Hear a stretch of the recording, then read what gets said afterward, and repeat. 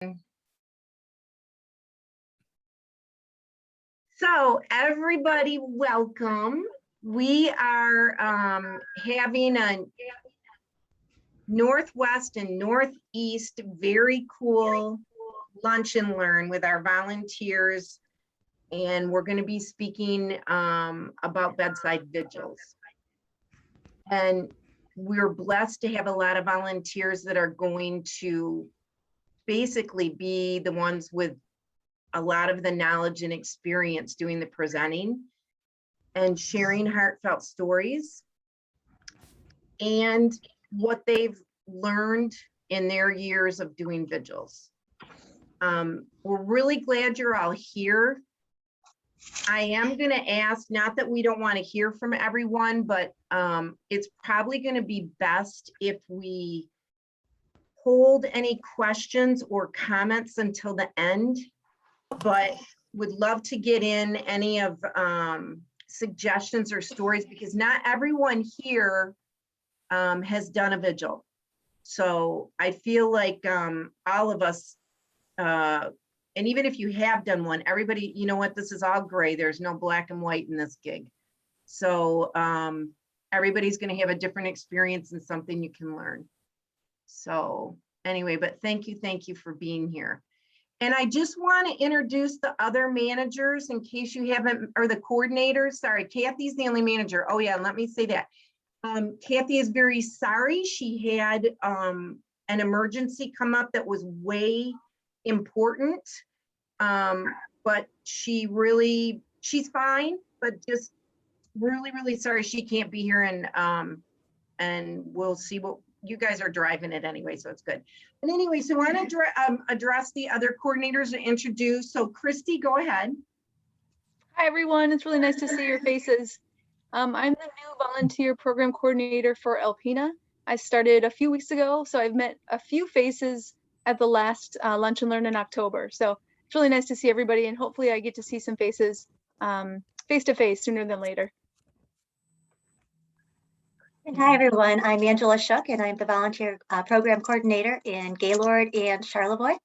And I've had an opportunity to meet a few of you, and very happy to be here. And thank you for joining us today to learn more about vigils. And I'm Kathy number 2. And if I haven't met you before, hey. And I am the coordinator in Cadillac and Traverse City. So just happy to have everybody. It's really cool when we can all get together like this, I think. So people are still joining. I'm going to keep admitting, but in the meantime, I am going to hit the mute everyone button. And during the presentation again, so for those of you presenting, you just have to unmute your mute to be able to speak. And we're going to get started. So I'm going to mute all. So you will be able to unmute yourself when it's time to talk. We'll just keep it on right now. So just in case, your doorbell rings or, the hunter's rifles go off in the background, we won't hear it. Okay. All right. So we are here to talk about vigils and how to volunteer during a bedside vigil. And the first thing just to know is, what is a vigil assignment? And it's basically, we use the term active when we talk about a person who is in the phase of passing. We call that active or actively dying. And that's usually 24 to 48 hours. But for those of you who have done vigils, you know that's not always the way it rolls. But that's why it's really, on our part, we really try and get a feel for what stage we're in. And that communication with the team, especially the nurse, is really important. So anyway, and then usually at this point in this stage of the person, and when they're active, they're bed bound. I don't know if I've heard of one that hasn't been bed bound, but there probably has been. And then usually they are minimally responsive. So when a a vigil visit is needed, it's when a patient beforehand or the family has expressed that they, they don't want to be alone. It can be, and that's another variable. Sometimes that can change because the patient, if it wasn't a discussion, you may not know, but I think there always is a sense of peace. And I think that you'll probably hear stories from others. Sometimes, like if that person does want to be alone when they get to that point where they're actively going to pass, there are signs that we'll know this. But for the most part, the family members and or the patient does not want to be alone. So that's enough of my spiel. The first person that we're going to hear from is Marcia Barnhart. Marcia, you're gonna just introduce yourself and where you're from. Yes, my name is Marcia Barnhart, and I'm a hospice volunteer out of Cadillac. And I appreciate, Kathy, you inviting me to talk about the vigil as an honor. When I talk to some of my friends, people who aren't involved with hospice, and you happen to mention that you go to vigils, a lot of people think it's weird and scary. They say it seems kind of creepy and inappropriate that you just drop in on a person you don't even know and watch them die. That's how they see it. But of course, people in hospice don't see it that way. And I don't know about others, but my philosophical approach with this is that vigils are kind of a spiritual action, a somber occasion with a lot of gravitas, and you want to be in your best behavior there. It's an extraordinary moment. And I began doing vigils, I think, because I was fortunate to be with my mother when she passed. And a thing happened that I'll never forget, that when she was actively dying, she would look up at a corner portion of the ceiling and reach up and mumble words as if someone was there. At that point, she couldn't communicate. But I looked up at the area and I had this strong sense that there must be someone there that she could see that I couldn't. And since her passing, I've read numerous articles and magazines and books and things like that about similar occurrences with other people who were dying. And it's an ancient tradition that people, our loved ones, or maybe angelic guides or whatever, are present at our passing. Now, I know hospice is pretty much an agnostic organization. It doesn't prescribe any belief in God or any belief in a religion, and that's right and proper because some people don't have beliefs in religion or God. But we know from our face sheets that probably the vast majority of people who are on hospice, they do have a preference of religion and they do believe in God. And so much of the time, we share a Judeo-Christian background. And so we kind of are on the same page in that way. But my philosophical approach is, I have a couple of sayings that guide me through this. And one is that no one gets out of here alive. Everybody dies. We have died since the very first human. And oddly enough, it's a natural process. And the other saying is, wherever you go, there you are. So when you go to a vigil, you bring yourself and your past experiences and your philosophies, and you arrive to be present with somebody who is dying. And because of my past experience, I prepare myself for a vigil I dress like I go to church. I comport myself like I'm in church. I bring my Bible.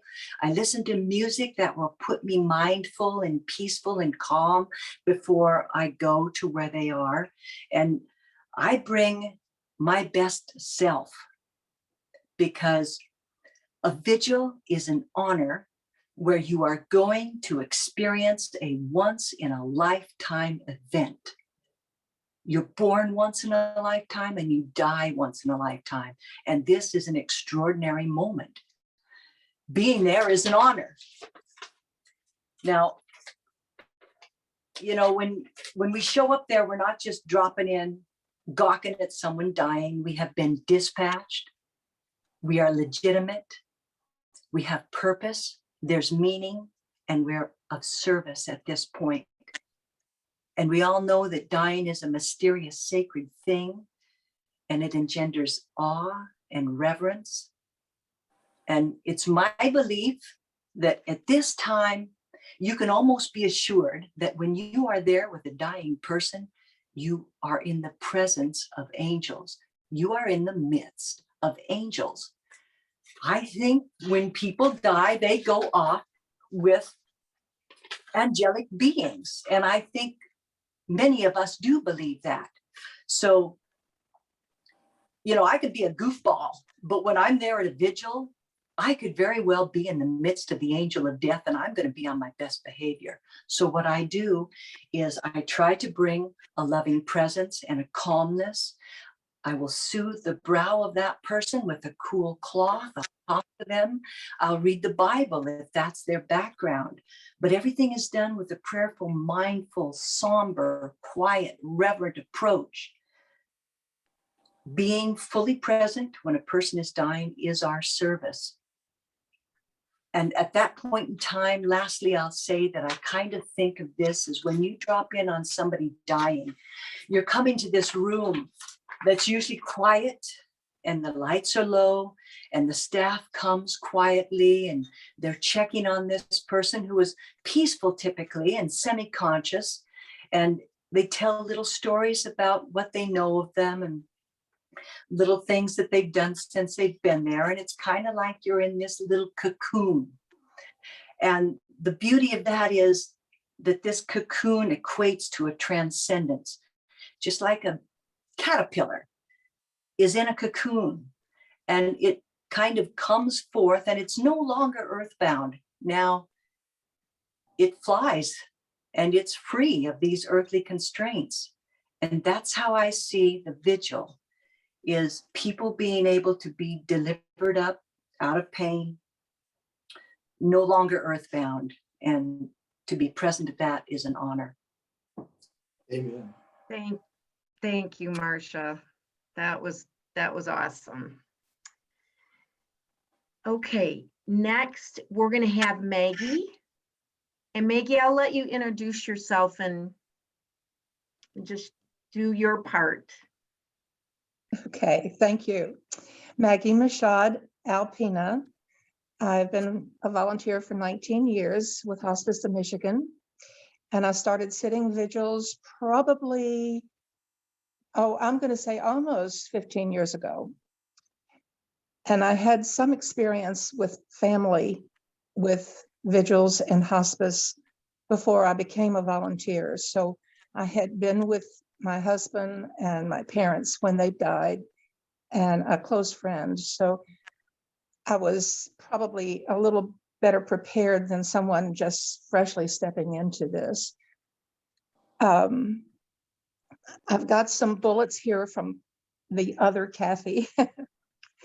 And I'm just going to run down them because I really can get a little carried away sometimes. So you all can stop me if you need to.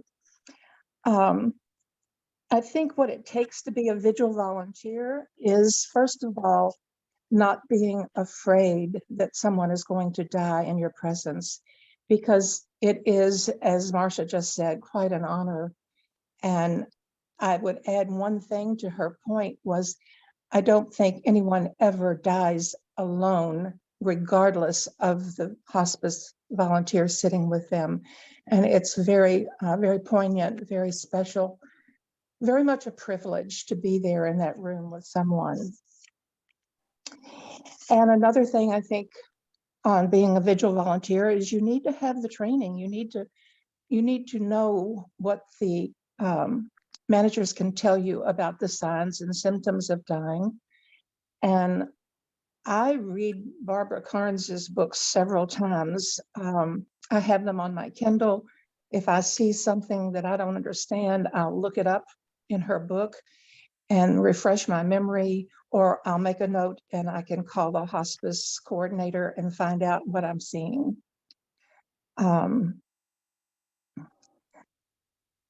And also, I think it helps if you know a little bit about your patient when you go in to sit with them, and a little bit about the family, if you're going to be alone, if there will be family, etc.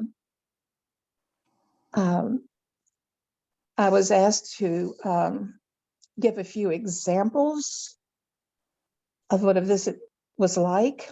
And actually, that's going to be hard for me to do because I have hundreds of examples.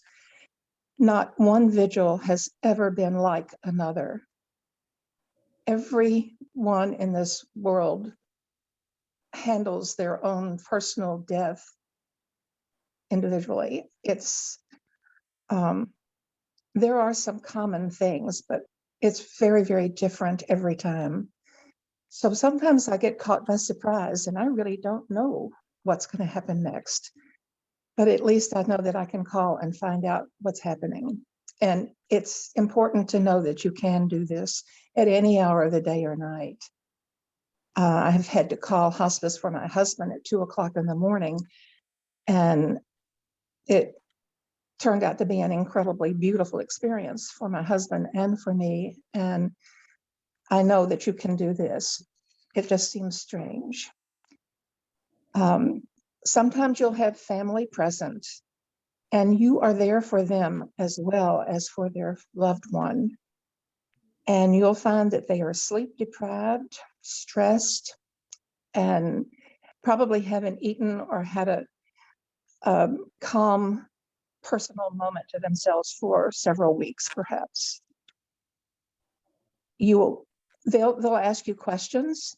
You don't want to insert too much of your own life into a visit if you can keep from it. You're not there for that. You're there to help the patient and family if they're, but sometimes they'll ask you a question, and honestly, I can't think of anything right at the moment other than, have you done this before? And if you can assure them that you have and that you're not afraid and that you're calm, that helps the family as well as the patient be a little more comfortable having a stranger in the room. Sometimes you're fortunate and you're sitting vigil with someone that you've actually been visiting for several months, and you do know the family, and that always makes things more comfortable, I think, for everyone. There are things that you should not do, at least that I think you shouldn't do. Don't wear loud perfume. In fact, I don't wear anything scented when I go in the room. I don't take any foods into the room other than perhaps some mints, peppermints, or I might take a cup of coffee or take some water. Smells can be very, very offensive to a person who's dying. And so I avoid that completely. I just do not eat there. And this is kind of strange. You know, the badge that we wear, and that's fine. I'm not objecting to it. When you're leaning over a patient who's actively dying, or even if you're just on a visit, skin becomes very thin and papery and bruised frequently on patients. And that badge, if you are leaning over someone and it comes back, it could cut someone's hand or their arm, not seriously, but enough to make a little bit of discomfort. So I take my badge and I turn it around and have it hang down my back so that it doesn't hang over the patient. Also, they could grab it, and they can be really strong sometimes. So that avoids that. They do break apart, I believe. I've not had that happen, but I know people who have. And sometimes I just take my badge and I'll tie it on my tote bag that I have with me so that I have my identification readily available if anybody can't see it on me. But that's just some of my personal habits that I don't know that have been, I don't think they're in a book anywhere. I don't know. Many, many times family is there and family is frightened. They don't know what's happening. And they're sad. And as I said, they're stressed. And sometimes they're hungry. If you can help them realize that the things they're seeing, the modeling of skin, perhaps perspiration, discoloring around the face, the breathing, the apnea.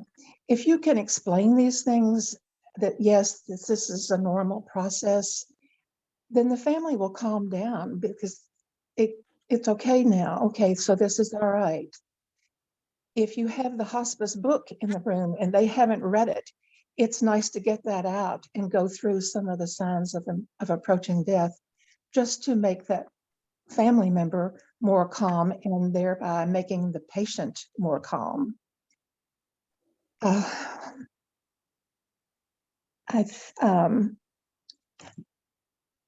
don't answer medical questions, even though I can talk about signs of approaching death. I don't diagnose anything that I see, or I take a note and tell them that I can get someone, a nurse from hospice, to tell them or give them an answer. I have had experiences where, well, I had a patient who was semi-conscious, and he had just come into a vigil setting, and his wife left to go do some things. And he started to cry. And this poor man thought he had done something wrong and that she didn't like him anymore and that she had left him there alone with strangers. So no one knows how to handle that. You just try to be calm with the person and assure them that they're not alone, that their family's coming back. Just to be, I don't know, a calming presence for them. Sometimes you can hold a patient's hand. I have had an experience with a vigil where the patient just became very agitated. And the nurse came in and she managed to communicate with the patient. And the nurse told me, she said, "You're keeping her here by touching her and holding her hand. She wants to go. Just sit, don't touch." Who knew, so it's just, you try, and if it's not working so well, then you just stop doing it or you do something else. I have had patients talking to people by name, and Marcia was talking about that. I write down what I'm hearing for the family when they come, if they want to hear it, and very often that they do. It's comforting to know that there was someone there that patient knew and liked. I'm just trying, I don't know really quite where I'm going with this. Don't make any judgments and don't make any decisions about family matters. Just don't get involved with family issues at all. But sometimes you can't help that a little bit. I had a patient who lived in a very, very dirty house. There was dog feces in every corner of the room. And the dog would pick it up and drop it in my patient's lap while I was sitting there. And the patient didn't really have any idea this was happening. There was no family. It's like, what do you do? So I found another use for gloves, ladies and gentlemen. You can get a rubber glove and put one on, and you get another one, and feces goes right down into a finger. And then you can throw it away. I know it sounds really strange, but it does happen. I've had patients who are afraid of the dark, and just a simple light near them, not bright, not in their eyes, just a little warmth in the room will calm somebody down sometimes. It's nice to know who's going to follow you on a vigil. I think I've followed a wonderful lady named Mary many times here in Alpena. And when I come into the room and I speak to Mary and I introduce myself to the patient And Mary and I talk very normally. We include the patient. It gives some continuity if there's any fear on behalf of the patient that, oh, okay, this next person, this Maggie, she knows Mary and Mary was good. So it calms people down. I feel like I'm all over the place, ladies. Maggie, you know what, this is all, you know what, I'm sorry to interrupt. You have given, I mean, there was things, like I said, I'm sure all of you, that I had not thought about before. So I'm not kidding. It's so good to bring up those experiences. I think anything that you still think about, can just write a note and hang on, because we'll come back to you again. But you guys, this is, I think one of the strongest points you made was not one is alike. And this is why we all could learn something, and I don't think the learning ever continues. And then the other thing, I love to believe too, no one ever does die alone. You're right about that. That's another really, that's just a good place for your mindset to be in. So, so thank you so much for that. I think what we'd like to do, Carolyn, you're up, and I'll let you introduce yourself and cover your topic. I'm Carolyn Flory from the Cadillac Volunteers, and I'm going to just talk a couple minutes on how to handle and how to work with family members when you're doing a vigil. Vigils are relatively new to me. I've only done them a couple of years, but I spent a lifetime working with the public, so I kind of understand things that family members don't always handle a vigil the way, you know, everybody handles it differently. Some are just happy because they know it's time for the end, and they know that it's coming soon, and it gives them relief to know that their family member is there and able to quietly go. Some don't handle it well, and some are angry, and you just need to understand and keep in the back of your mind that it doesn't mean that's the way the people are. It's what's happening to them right now that possibly makes them that way. Just to give a short example, I did a vigil where the husband was dying, and I had realized that he had passed and the wife did not. And I was getting ready to go get the aid, and she said, no, he's not done. You stay here and give him a kiss and he'll wake right up, basically. And so that's an awkward situation because number one, you're not going to kiss them. And number two, you need to get it across to the person that you don't want to say that's inappropriate or I'm not doing it or it's wrong. You want them to understand that it's time to let go, that you need to get the people in there, the aide and the hospice nurse, and that just touching his hand is fine. And that if they want to do more than that, that's their privilege, but it puts you in a little bit of an awkward situation. Another small example I'd like to share is talking to the family the way they need to be talked to when they're sitting there nice and calm, but they're hurting inside. And a lot of times all they want to talk about is maybe their childhood with their parents, or if it's a sibling, things they used to do together. And I think it's real important that they have the opportunity to speak about those things because it brings them comfort and it brings them happy memories, and it makes it easier for them to let the person go. It's hard, especially when it's immediate family, very, very hard to let them go sometimes. But if you can talk about the happy times, it seems to make it a lot easier. So just remember, when you're dealing with family members, they're all going to be different. And I haven't had most of my vigils, I've been alone with the person, but it's very important, like was mentioned earlier, that if they do say they're calling you by their wife or their sister's name, to write that memory down to share with the family, because they don't know sometimes that you're not their wife or sister, and they say things occasionally.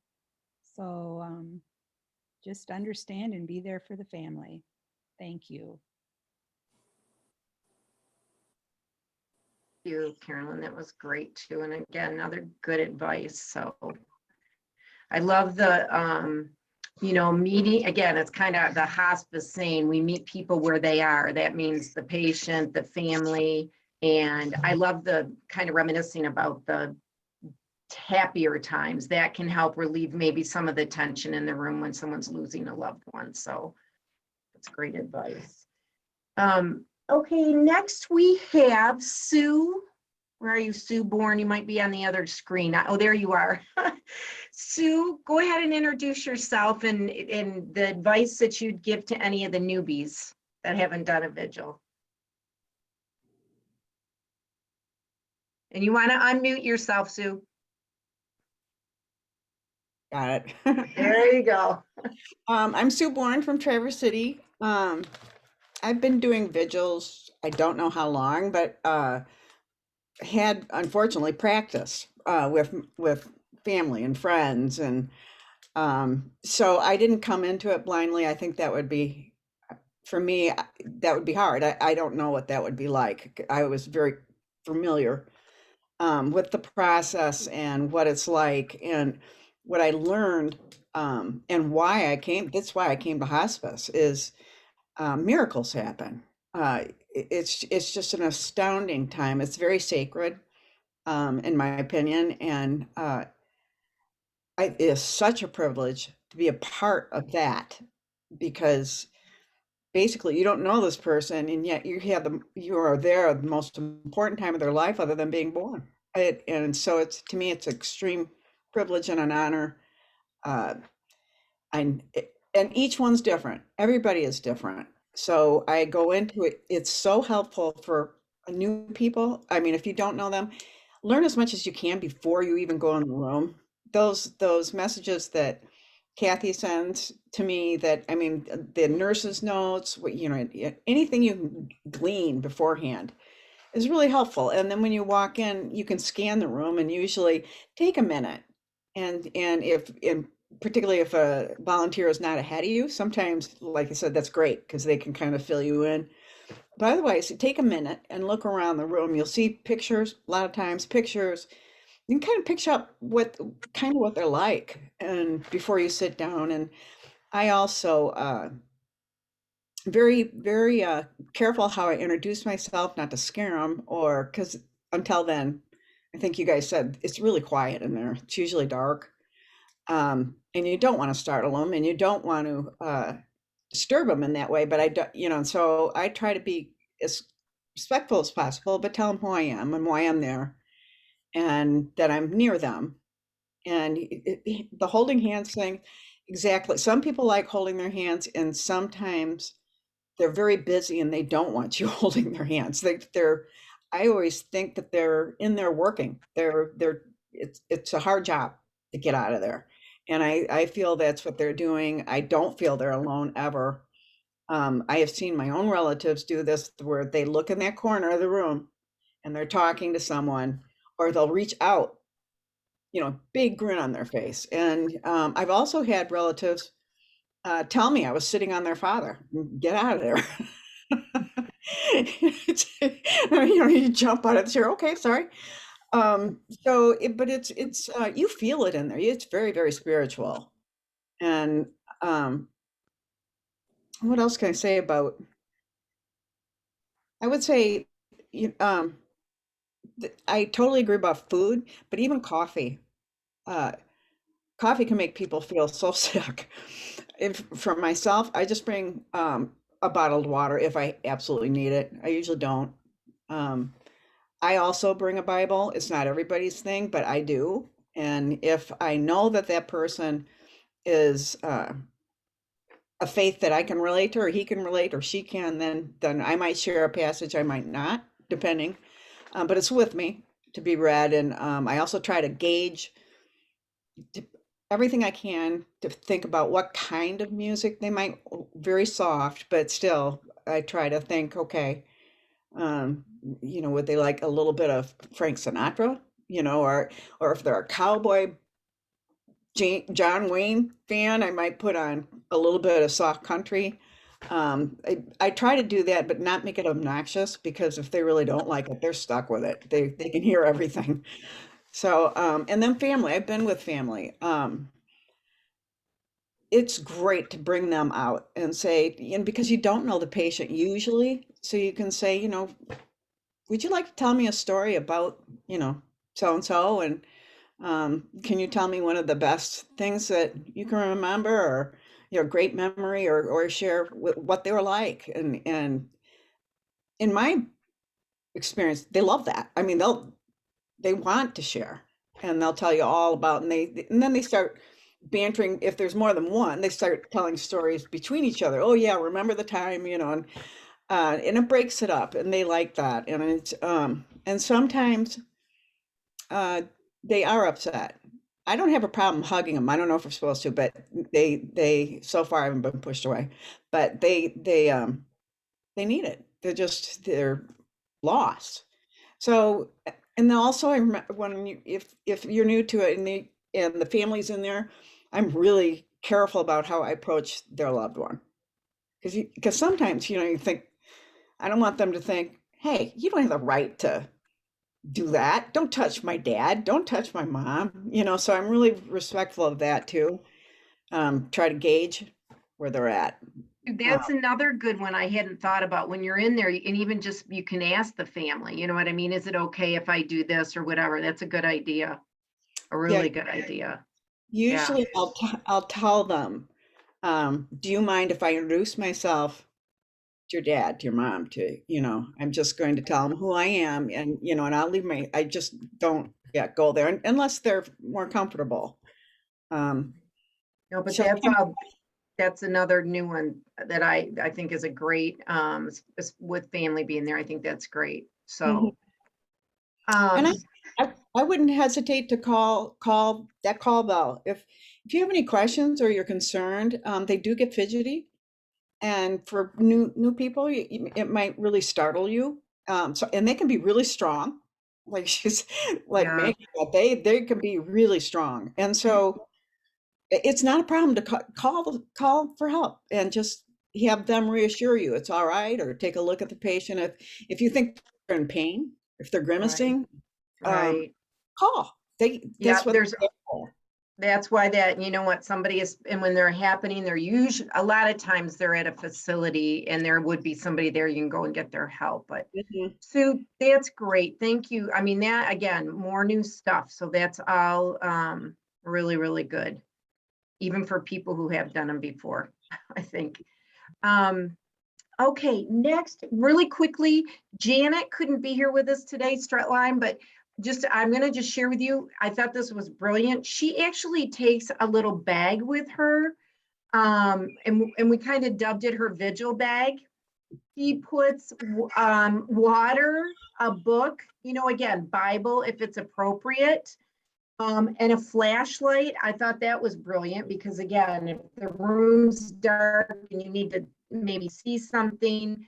So, but the one thing I want to remind you, and this is even for those of us who would bring person, make sure that you are sanitizing that before you go in with a wipe. And then when you leave, you do the same thing. Okay, that's really, really important. And that was before COVID, during COVID, after COVID, it doesn't matter. That's just like a standard thing.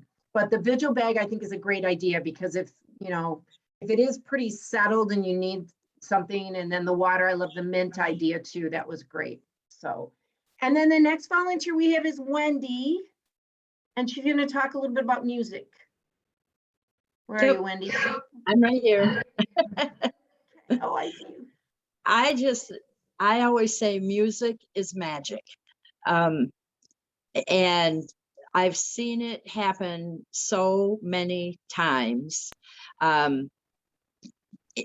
I take my little tranquility harp with me, and I learned of this through a group that I belong to. The people that make them are neighbors. So they brought them and they said, you know, you don't need any musical ability to play this. And I thought, ooh, that's for me. So it just strums and makes, I say it doesn't play songs, it just makes music. And I will often take this with, and also I have done, these are not vigils, but I do my music visits, and that's when I really learned the power of music. And so when I go on vigils, it is true. And especially if the patient might be a little fidgety or something, you can, the minute you start with some music, you can see them relax. I would say 95% of the time, it's almost immediate. And it doesn't have to be a harp. I just bring up something on YouTube on my phone. I always make sure my phone is well charged before I go on a vigil, because I have played, you know, time you strum this little thing for an hour or so, if you're not a musician, your thumbs and fingers aren't conditioned. And so they do get kind of sore. And then I'll switch to my phone. And I often look up spa music and play it quietly. Just something very soothing and just, I don't know, it just seems to relax people. And yeah, music is just magic as far as I'm concerned. And it truly doesn't matter what it is. I play stuff if I'm using my phone without words, and something very kind of generic. As the others have said, you get a feeling if the person is religious or spiritual or whatever, often by things in the room. So, you know, a funny story, I did vigils before I knew that's what they were called when my husband was at home and in his last days. And I had a CD that was, as people called it, church music, and it ran the range from hymns to kids' Sunday school music, but it was all without words. And it was just instrumentals. And my husband was one that was not very much at home inside a church building. He said he did his worshiping out in the woods or in the fields. But several of his friends, if they would come to visit, would notice the music that was playing and be very surprised that that's what he was listening to. But even that was very calming to him. So it truly does not matter what kind of music that it is. And I have also been known, although again, do not claim to be a musical talent, but I have been known to sing to patients as well. Especially if I see that they are, have religious beliefs and things. And often I've had, you can look in their rooms, and if they have a Bible, you can find marked passages. So I often will read things that are marked. Or one I had recently was the daughter had been sitting with her, but she had to leave. And so I asked if it would be okay if I read, because I too generally have a Bible tucked in my vigil bag. And she said, "Oh, that would be wonderful. Here's my mom's prayer book." She said she is Lutheran. And so I read her several prayers from that. So, yep, you can do all that. And And by the way, my first vigil patient did pass while I was there. So, you know, it's okay.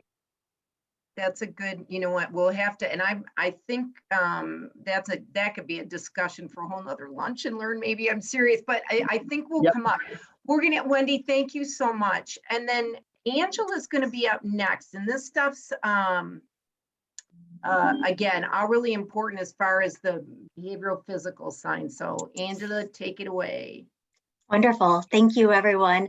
And a lot of what I'm going to talk about are the signs of approaching death and signs of death. And our fabulous volunteers have really already talked about some of these most frequently occurring signs. But I do want to share them with you again, just so that you are prepared as you work with our clients and during these vigils, but also so that you can make sure that the family is understanding of these signs as well, and also just for your own personal knowledge. I have been involved with hospice and end-of-life care for about 5 years, but there's so many of these signs that I wish I would have had previously, just that would have made death of my own loved ones a little bit easier.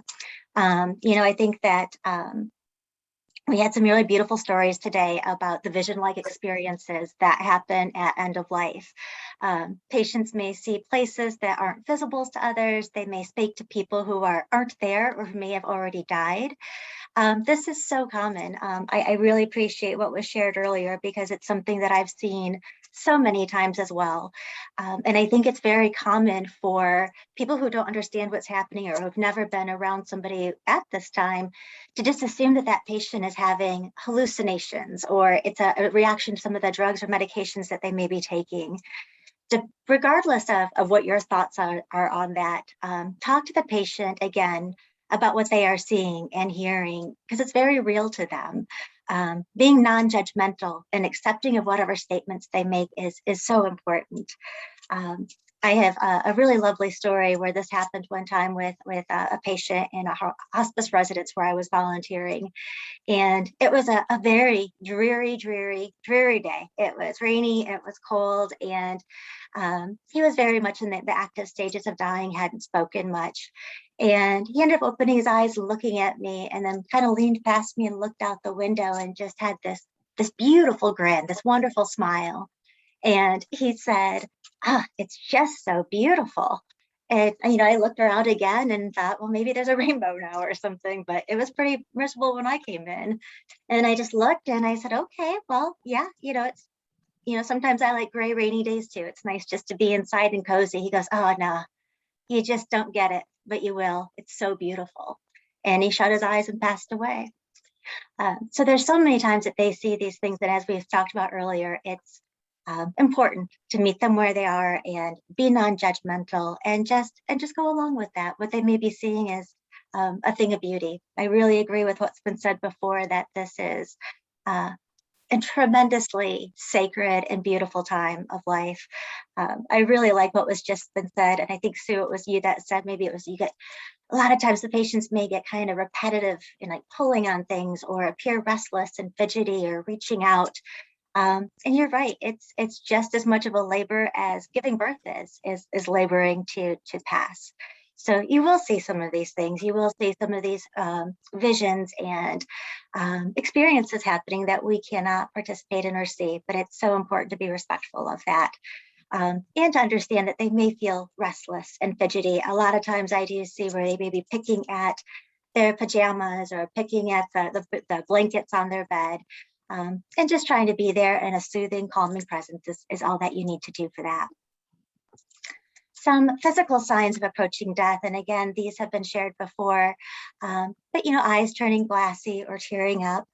I think the one that I wish I really would have had more experience with prior to my time with hospice is learning more about that apnea breathing, the irregular breathing, that increased time between breaths and breathing.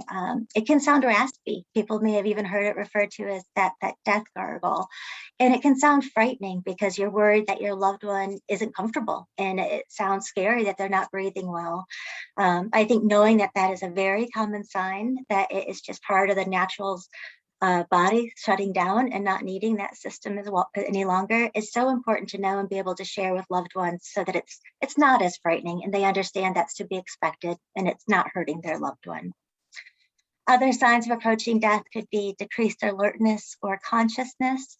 As was mentioned earlier, what's called mottling is when your knees or your feet or your hands have almost a purplish coloring to them.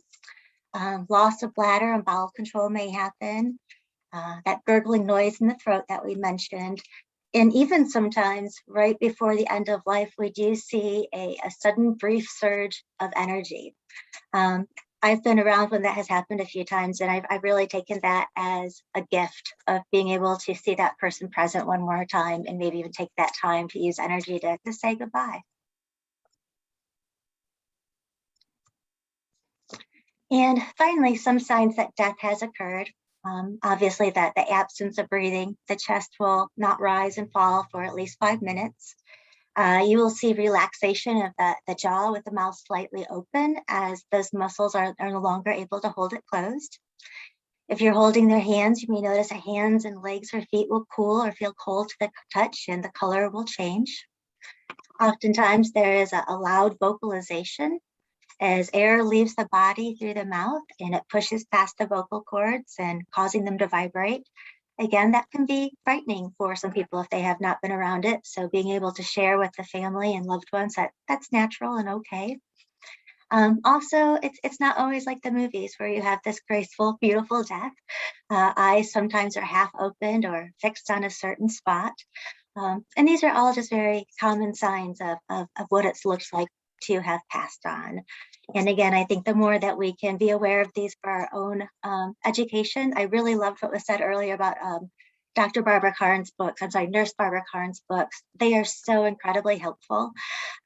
Another book that I was going to recommend, especially if you have interest in hearing more about these visions or visits at end of life, there is a palliative care doctor whose name is Christopher Kerr, and that's Kerr. And I'll put it in the chat if you're interested. But he has a book that came out last year called Death is But a Dream. And he really took the time to do a lot of research about what those visions are and how to work with your patients and your loved ones to make them most comfortable during that time. But any questions, please let Kathy or Christy or I know. And that was so awesome, you guys. I can say this right now. It looks like we're gonna be getting tight as far as we wanted to leave more room for questions, but we still have Vicki, which is Vicki, there I see you right underneath me. We're gonna let Vicki's our last volunteer to speak. So Vicki, if you could introduce yourself and go ahead. Hi, I'm Vicki Fields and I'm from Presque Isle. I'm an Alpena volunteer and I'm going to make this really short because a lot of things have been touched on. My topic is pain. As you all know, with hospice, we try to keep people out of pain, but there still is the pain that they're dying. So I think maybe that's what I'm touching on, because if you see they're in pain, you don't want them to be in pain. You want them to be relaxed and at ease with their last moments. So I just think of it, what would I want? First of all, what would I want? And I would want music. So I want all of you as my vigil people, because you know what to do. But I think music is very calming. I've brought my phone in and played, again, no words, just the music. There is a hospice book that I think we should all have. If you don't have one, ask for one. And it's just a small little book, and it's the different stages of dying so that you realize what's happening. And I don't know if it's called the 12th hour or the 11th hour. That's what it's called, the 11th hour. And it's a very good book for you to read, to understand what's happening. Most of you have probably seen somebody die or been around them, but be inventive. Try. I've hummed, I've sang to people, I've read to people, I've held their hand, and just trying to give them that calm, relaxing feel. One time I was at a vigil and the patient's daughter had called and the nurse came in to find out how he was. And I said, wait a minute, can I have the phone? I would like her to speak to her dad. She lived in Wisconsin. She couldn't get here. She felt bad. And I just calmed her down and I said, say those words, say those things that you want him to hear. This could be the last time you talk to him and it may not. And she said, well, how do I know that he's understanding me? And I said, I've learned hearing is the last thing to go. So be careful what you say around these patients. Don't say, oh, they're dying, you know, watch this, or don't tell if you're with family to warn them or come here, or the patients can hear you. So please be very careful what you say. Say nice things, say calming things. So anyway, she talked to her father, and it made her really, really happy that she was able to do that. Some speak, most of them don't. So you can't ask them questions, but if they can speak, talk to them, just to give them that calming feel. The book Maggie talked about, we saw a video, and my one famous hospice vigil was, I was singing Peace Like a River and explaining that, you know, going home is like going down a river. You're just going to float. You're going to be free from pain, the pain that, you know, and this person was religious. So I said that Jesus gives. So just, you're going to float on home and just be peaceful and quiet. Well, they came to take her, to move her from this one room so she could be by herself, you know, away from another patient, because it was in a facility. And as she was going down the hallway, I think what we were talking about, the peace and the, you know, just floating away and floating to death. By the time we got down to that room, I looked at her and I went, I don't think she's breathing. So, you know, I did what I could, you know, to see, and there was another hospice person that was coming in after me. And I just shook my head and went, you know, so they went and got the nurse, and sure enough, very shallow breathing. So I think I helped with that transition. So think of yourself, and if you get a chance to watch that movie, you are the transitioner sometimes when you're alone with them. So make them just feel as peaceful and as calm as you would want to be in your last moments. Vicki, that was really, you know what, and I think that is the main goal. And obviously, again, another Hospice of Michigan mission is that no one should be suffering. We help them, I think, get the most out of their life, even right down to those last minutes, and not being in pain is definitely so important. So thank you. Thank you for that. One last thing I'm going to just reiterate, and I think we all know this. You know, you think of death and associate calling, you do not call 911. Okay. If you're there and your patient passes and you're in a facility, the first thing you want to do, even short of Carolyn's family saying, oh no, he didn't die, don't go. You do need to go and let somebody at the facility know. And if by some, again, Maggie, I haven't heard of very many people in a home, you know, setting, but, you know, if there isn't an HOM team member there, that's why you always have that 888 number plastered on the back of your badge. Okay. If you can't find anybody, that's the number you have to call. So, you know what I'd like to do? We're getting some in the chat section. We're getting some information on Wendy's harp. We're getting some good ideas about questions. It is like 12:59. If you have to leave, we totally understand, but I think we also have a list of frequently asked questions, but we're going to forgo that. I think what I'd like to do is we'll take our own frequently asked questions and put answers to them and send to all of you who came today, just in case there was stuff.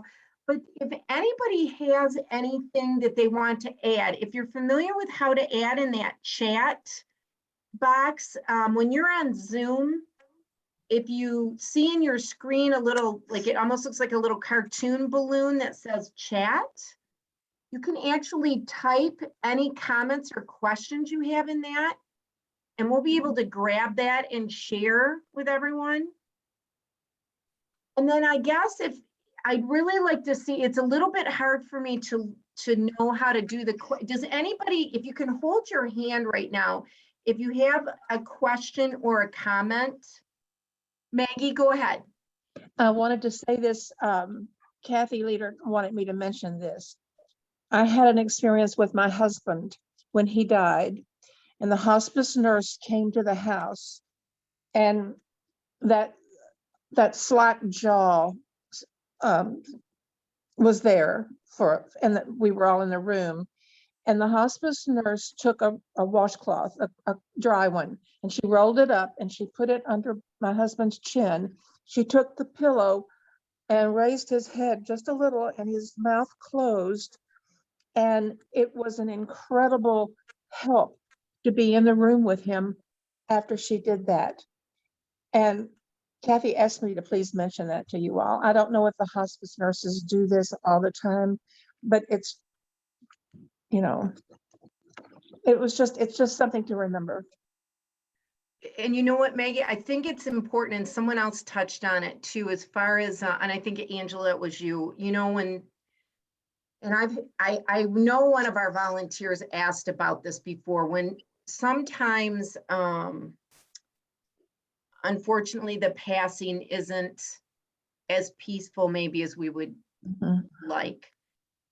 And if you haven't done a vigil and you're thinking about it, or if you have and you haven't experienced it, that can be tough. That's why these conversations, I think, are so good to have, to what you can do to be prepared. But I would think the key is, and just like Maggie kind of just shared too, someone there that is clinical, that's been around this, people passing, is going to really be your best help.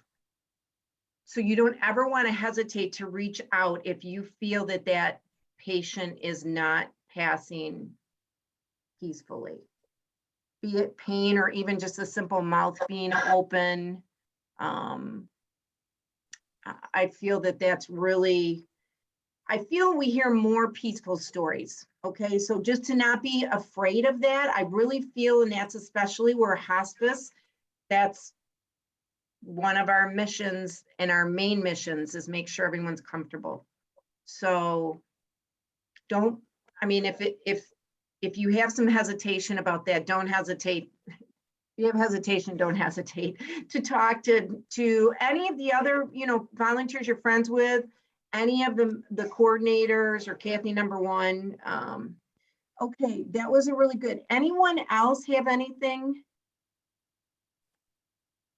I'm watching, there's two screens, so I'm trying to see if any other, oh wait, Lois, do I see your hand, sweetie? I think so. Unmute yourself, Lois.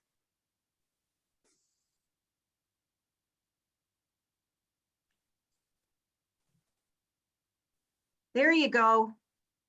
I would say sometimes they wait for you to tell them that it's okay to let go before they go. I experienced that with my husband, and I've experienced that before also.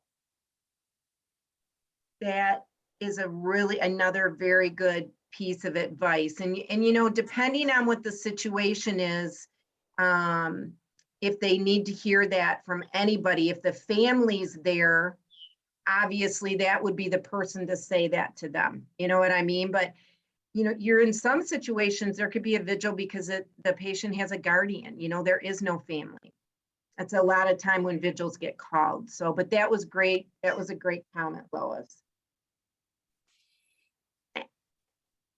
Anyone else?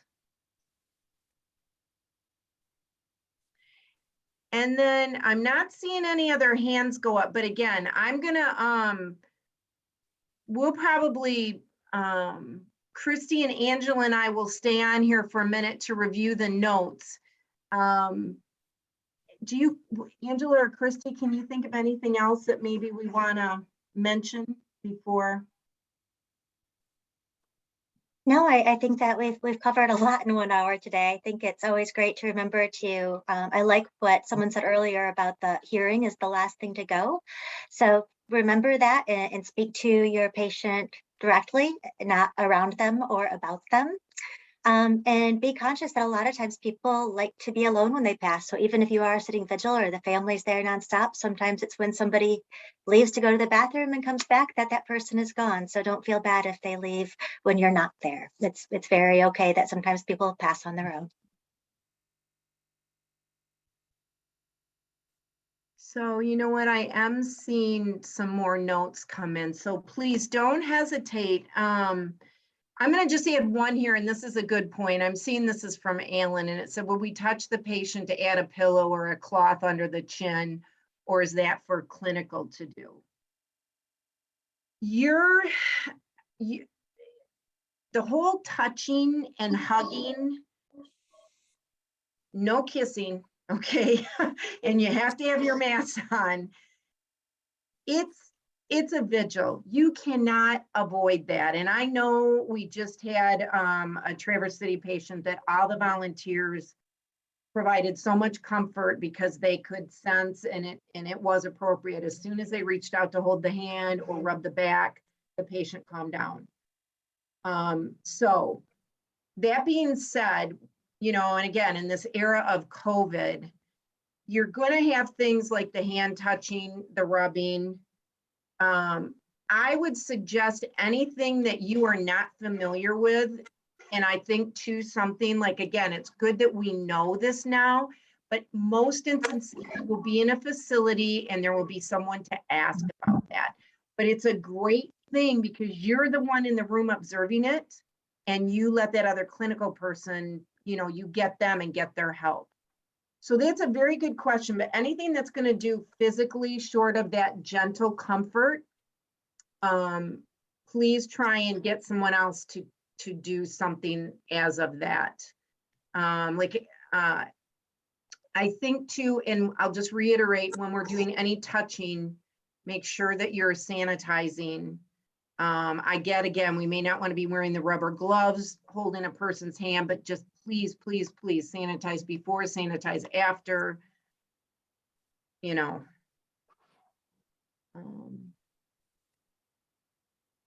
Anything else? We really appreciate you guys being here. And if you feel like we need to do more discussion on this, maybe let us know. I do think we'll send a little follow-up. And any of you that have any other insights and want to just send us an email, we'll put together a document and send it all out. I think it would be, we'll start our own little vigil pamphlet, vigil bag or something. Okay, we'll kind of get going on our own book. But thank you so much, everyone, for being here. Truly appreciate it. And enjoy the rest of your day. And very, very, very heartfelt, happy Thanksgiving to everybody.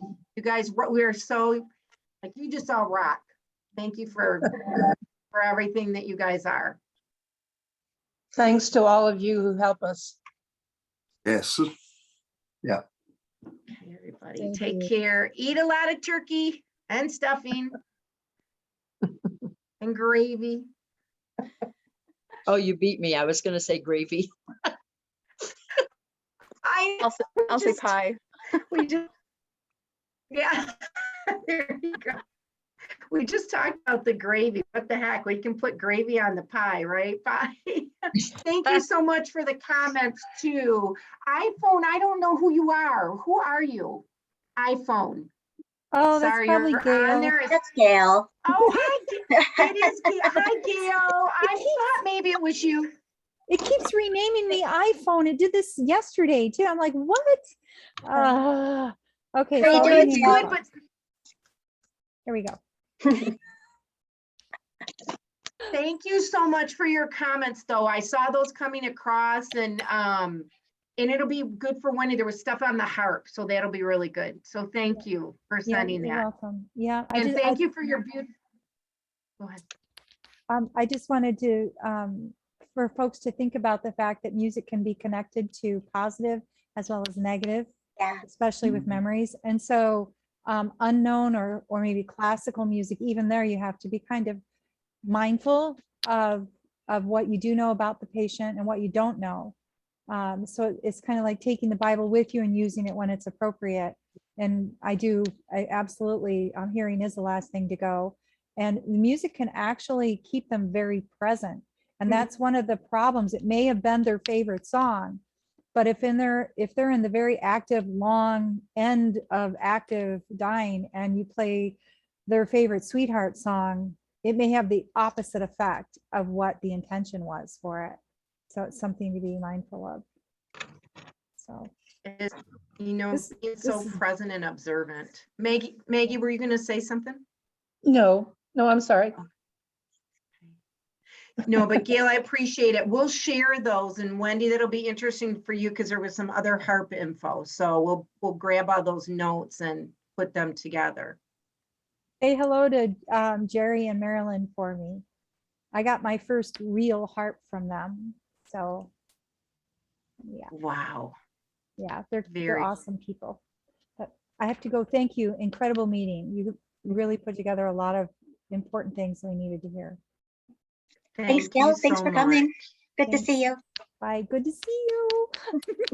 Bye. Bye-bye. So you guys, thank you so much. I'm going to stop recording now, and then we